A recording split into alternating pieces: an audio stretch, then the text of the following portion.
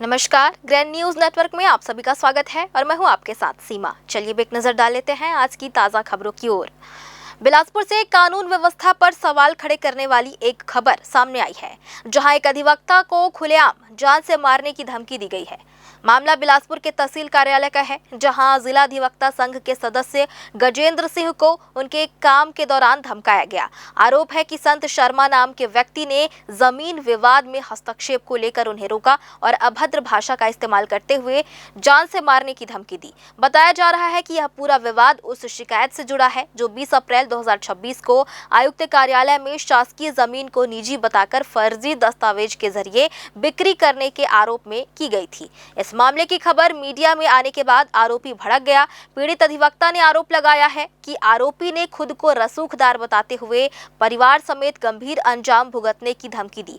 इस घटना के बाद जिला अधिवक्ता संघ ने पुलिस अधीक्षक से शिकायत कर आरोपी के खिलाफ कड़ी कार्रवाई और सुरक्षा की मांग की है। अब देखना होगा कि इस गंभीर मामले में प्रशासन कितनी तेजी से कार्रवाई करता है। मैं तहसील कार्यालय से 21 तारीख को अपना काम करके वापस निकल रहा था, तो एक संत शर्मा नाम का आदमी जो व्हाइट कलर की क्रेटा कार, जिसका गाड़ी नंबर और फोटो मैंने शिकायत आवेदन के साथ संलग्न किया है, वो वहाँ पे रुका और मेरे को बोला, तू वकील है, तेरी वकालत सटका दूंगा, अश्लील गाली गलौज करते हुए तेरी वकालत लाइसेंस रद्द करा दूंगा, तेरे परिवार को जान मान से मार दूंगा, ऐसे करके गाली गलौज करके धमकी दिया है। उसकी शिकायत मैंने सिविल लाइन थाना में दिया। उन्होंने उसपे मेरे को कोई कार्यवाही नहीं की। तो मैंने आज उस बात को अपने अध्यक्ष संघ के सामने रखा, तो संघ के अधिकारी के द्वारा एसपी साहब के पास हमने वो संज्ञान दिया। एसपी साहब ने त्वरित सिविल लाइन थाना जाके इस पर अपराध पंजीबद्ध करने का। देश में 33% महिला आरक्षण को लेकर सियासत तेज हो गई है। बिलासपुर में जब इस मुद्दे पर महिलाओं से बात की गई तो उनकी तीखी प्रतिक्रिया सामने आई। महिलाओं का कहना है कि महिला आरक्षण का बिल पहले ही पास हो चुका है, लेकिन इसे लागू करने में देरी की जा रही है। कुछ महिलाओं ने आरोप लगाया कि चुनावी माहौल के चलते इस मुद्दे को जानबूझकर उलझाया जा रहा है, क्योंकि सरकार के पास ठोस मुद्दों की कमी है। महिलाओं ने सवाल उठाया कि जब पहले समर्थन दिया गया था तो अब तक इसे लागू क्यों नहीं किया गया। उनका कहना है कि महिला आरक्षण से महिलाओं को निश्चित रूप से लाभ मिलेगा, लेकिन इसके साथ जो परिसीमन जोड़ा जा रहा है उसका विरोध हो रहा है। कई महिलाओं ने यह भी कहा कि परिसीमन के नाम पर असली मुद्दे से ध्यान भटकाया जा रहा है और जनता को गुमराह किया जा रहा है। उन्होंने कहा कि यह मुद्दा अब सिर्फ संसद तक सीमित नहीं रहेगा, बल्कि इसे जनता के बीच ले जाया जाएगा। अब देखना होगा कि महिला आरक्षण का यह मुद्दा राजनीतिक बयानबाजी तक सीमित रहता है या वास्तव में महिलाओं को इसका पूरा लाभ मिल पाता है।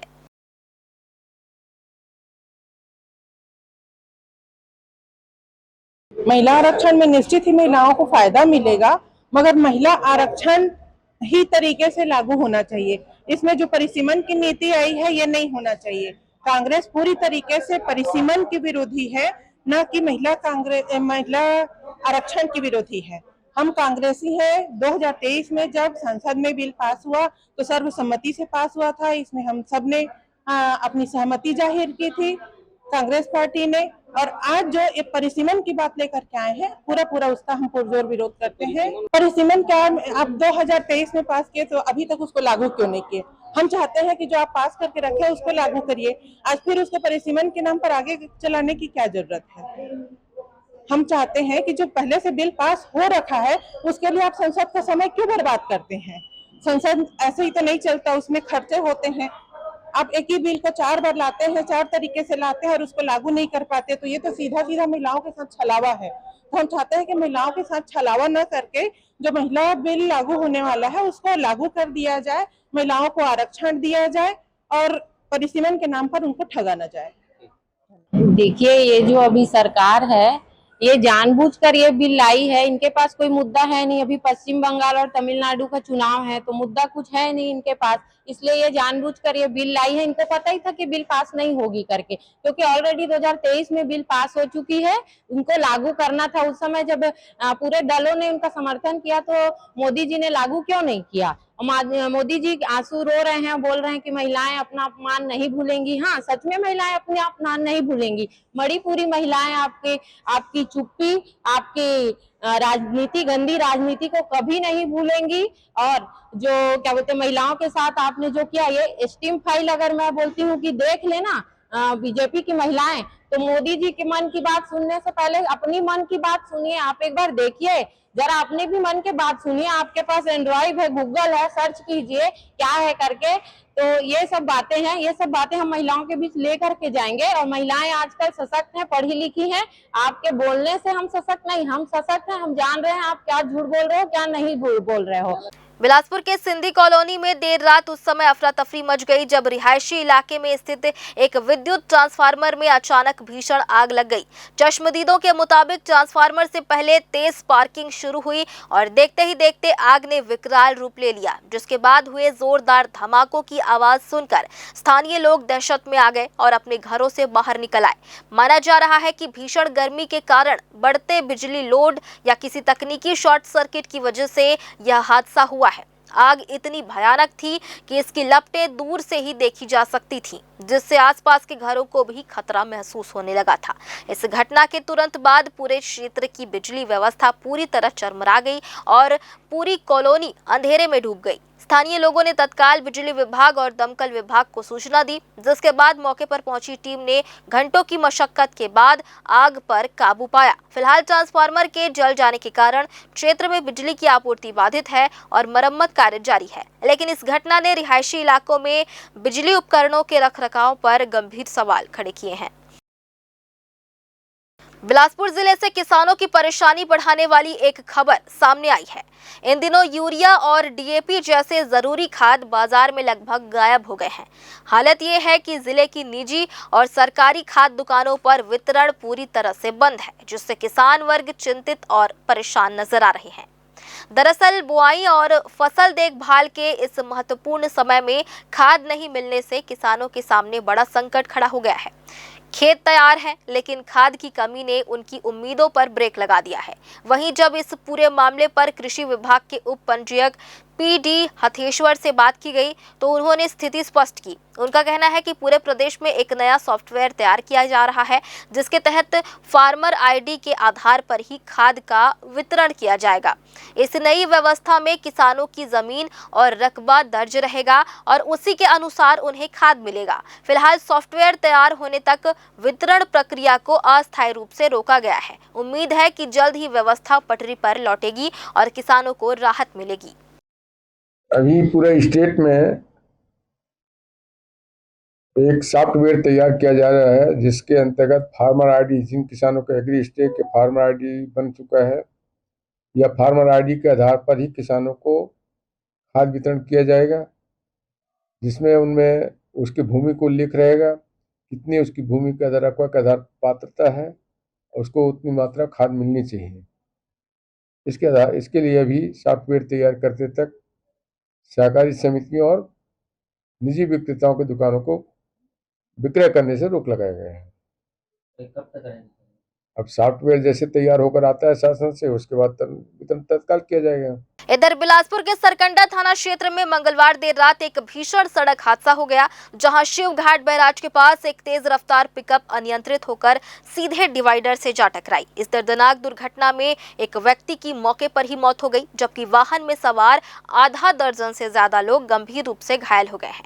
जानकारी के मुताबिक पिकअप में दर्जन भर से अधिक लोग सवार थे, जो एक शादी समारोह से वापस लौट रहे थे। इसी दौरान जल्दी घर पहुंचने की होड़ में चालक ने मुख्य मार्ग के बजाय शॉर्टकट रास्ता चुना और बैराज के समीप संतुलन खो बैठा। टक्कर इतनी भीषण थी कि वाहन के परखच्चे उड़ गए और मौके पर चीख पुकार मच गई। स्थानीय लोगों की तत्परता से घायलों को क्षतिग्रस्त वाहन से बाहर निकाला गया, जिसके बाद पुलिस ने मौके पर पहुंचकर सभी को उपचार के लिए सिम्स अस्पताल में भर्ती कराया। मामले की पुष्टि करते हुए एएसपी पंकज पटेल ने बताया कि यह हादसा प्रथम दृष्टया तेज रफ्तार और चालक की लापरवाही का नतीजा नजर आ रही है। फिलहाल पुलिस ने मामला दर्ज कर जांच शुरू कर दी है। थाना सरकंडा क्षेत्र अंतर्गत शिव घाट बैराज है, जहाँ पे पुल निर्माण हो रहा है। वहाँ अधिक हाइट की गाड़ियों को या हैवी व्हीकल्स को रोकने के लिए ऊपर में लोहे की पोल लगाई गई है। जो कल एक पिकअप का चालक है जो लापरवाही पूर्वक चलाते हुए कुछ लोग जो पिकअप के ऊपर बैठे थे वो वहाँ पे एक्सीडेंट कर दिया है, तो जिससे एक की जो मौके पे ही डेथ हो गई है। 2 लोग घायल थे जिनको इलाज हेतु हॉस्पिटल में एडमिट कराया गया है।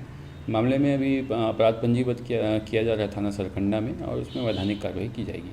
बिलासपुर के तारबहार थाना क्षेत्र अंतर्गत रेलवे कॉलोनी इन दिनों चोरों के निशाने पर है, जहां बीते 48 घंटों के भीतर सिलसिलेवार ढंग से हुई 3 बड़ी चोरियों ने पुलिसिया सुरक्षा व्यवस्था की पोल खोलकर रख दी है। चोरों ने बेखौफ होकर 21 अप्रैल को रेलवे ऑफिसर्स कॉलोनी स्थित एक क्वार्टर में दिन दहाड़े धावा बोलकर नकद, सोने की अंगूठी और सीसीटीवी DVR समेत करीब 33,000 रुपए का सामान पार कर दिया। वहीं कंस्ट्रक्शन कॉलोनी में एक सूने मकान का ताला तोड़कर अलमारी व लॉकर से 1,10,000 नकद और चांदी के जेवरात सहित कुल 1,30,000 रुपए की बड़ी चोरी को अंजाम दिया। इन लगातार वारदातों से संवेदनशील रेलवे कॉलोनी में रहने वाले कर्मचारियों और उनके परिवारों के बीच भारी दहशत का माहौल है। स्थानीय लोगों का सीधा आरोप है कि क्षेत्र में पुलिस गश्त के अभाव और सुस्त कार्य प्रणाली के कारण ही अपराधी इतने सक्रिय हो गए हैं। हैरानी की बात यह है कि सीसीटीवी फुटेज और साक्ष्य उपलब्ध होने के बावजूद पुलिस के हाथ अब तक खाली हैं, जिससे खाकी की मुस्तैदी पर बड़े सवाल खड़े हो रहे हैं। इस मामले में एसपी पंकज पटेल का कहना है कि पुलिस की टीमें सक्रिय हैं और जल्द ही आरोपियों को गिरफ्तार कर लिया जाएगा। लेकिन फिलहाल बेखौफ चोरों ने तारबहार पुलिस की नींद उड़ा दी है और पूरी कॉलोनी असुरक्षा के साए में जीने को मजबूर है। तारबहार क्षेत्र में चोरी की सूचना आई है, जिसमें तारबहार थाना क्षेत्र में अपराध पंजीबद्ध किया गया है और हमारी थाने की और एसीसी की टीम को उसमें लगाया गया है। शीघ्र आरोपी की गिरफ्तारी की जाएगी। और करीब 23 साल पुराने एनसीपी नेता राम अवतार जग्गी हत्याकांड में छत्तीसगढ़ के पूर्व मुख्यमंत्री अजित जोगी के बेटे अमित जोगी को सुप्रीम कोर्ट से बड़ी राहत मिली है। सुप्रीम कोर्ट ने उनकी दोष सिद्धि और उम्र कैद की सजा पर रोक लगा दी है। साथ ही छत्तीसगढ़ हाई कोर्ट के फैसले पर भी स्टे लगा दिया गया है। बताया जा रहा है कि हाई कोर्ट ने 2 अप्रैल को अमित जोगी को दोषी ठहराते हुए 3 सप्ताह के भीतर सरेंडर करने का आदेश दिया था। इसके खिलाफ अमित जोगी ने सुप्रीम कोर्ट में याचिका दायर कर सुनवाई की मांग की थी। याचिका में उन्होंने आरोप लगाया कि हाई कोर्ट ने उनकी बात सुने बिना ही महज 40 मिनट में फैसला सुना दिया। मामले की पृष्ठभूमि में वर्ष 2003 में एनसीपी नेता राम अवतार जग्गी की हत्या हुई थी। इस केस की जांच 2004 में सीबीआई को सौंपी गई थी, जिसमें अमित जोगी को कथित मास्टरमाइंड बताया गया था। हालांकि 2007 में विशेष सीबीआई अदालत ने 28 आरोपियों को उम्र कैद की सजा सुनाई थी, जबकि सबूतों के अभाव में अमित जोगी को बरी कर दिया गया था। बाद में पीड़ित पक्ष की अपील पर सुप्रीम कोर्ट ने मामले को दोबारा सुनवाई के लिए हाईकोर्ट भिजवाया था। हाईकोर्ट ने निचली अदालत का फैसला पलटते हुए अमित जोगी को दोषी करार दिया था। अब सुप्रीम कोर्ट के ताज़ा फैसले से उन्हें बड़ी राहत मिली है और मामले की सुनवाई आगे जारी रहेगी। और फिलहाल आज की ताज़ा खबरों में बस इतना ही। आगे भी खबरें जारी रहेंगी। बने रहिए ग्रैंड न्यूज़ नेटवर्क के साथ।